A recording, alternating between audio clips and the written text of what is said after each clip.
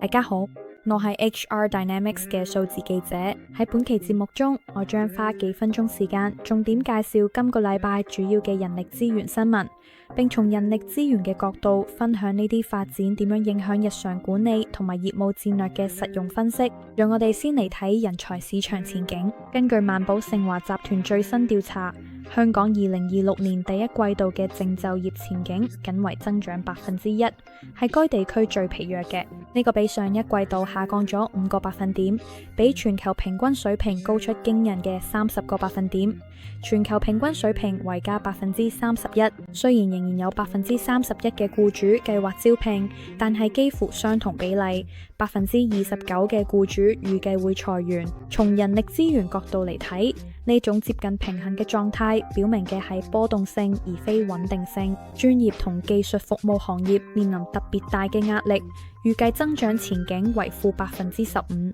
呢個主要係由於人工智能同自動化取代咗初級職位。人力資源領導者應該優先考慮有選擇性嘅招聘、關鍵技能嘅保留，以及清晰嘅勞動力情景規劃。從勞動力市場狀況嚟睇，2025年9月至11月嘅失業率維持喺3.8%不變，接近3年嚟嘅最高水平。總就業人數減少咗2800人，降至366.9萬人，而勞動力總數減少咗8000人。呢種收縮講述咗一個重要嘅故事，即使失業率冇上升，由於移民、老齡化同埋提前退休，香港亦面臨住結構性人才萎縮嘅問題。儘管青年失業率略微改善至7.6%，但人力資源團隊應預計，儘管總體失業率保持平穩，2026年工資壓力仍然將持續存在。跟住落嚟，人才流動方面將進行重大運營變革。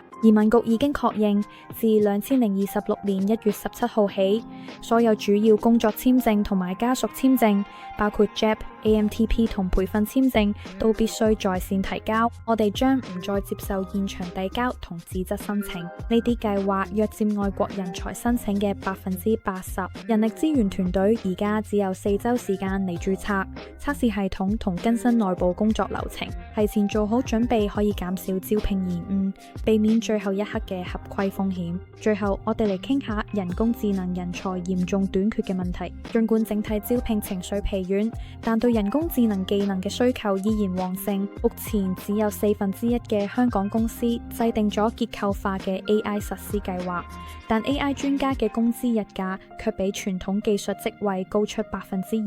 至40%。同時，政府投放5億港元，針對學校嘅人工智能教育計劃，喺未來3至5年內都唔能夠舒緩企業嘅人才缺口。人力資源主管應該緊急結合外部招聘、跨境招聘同埋內部技能提升，以保持競爭力。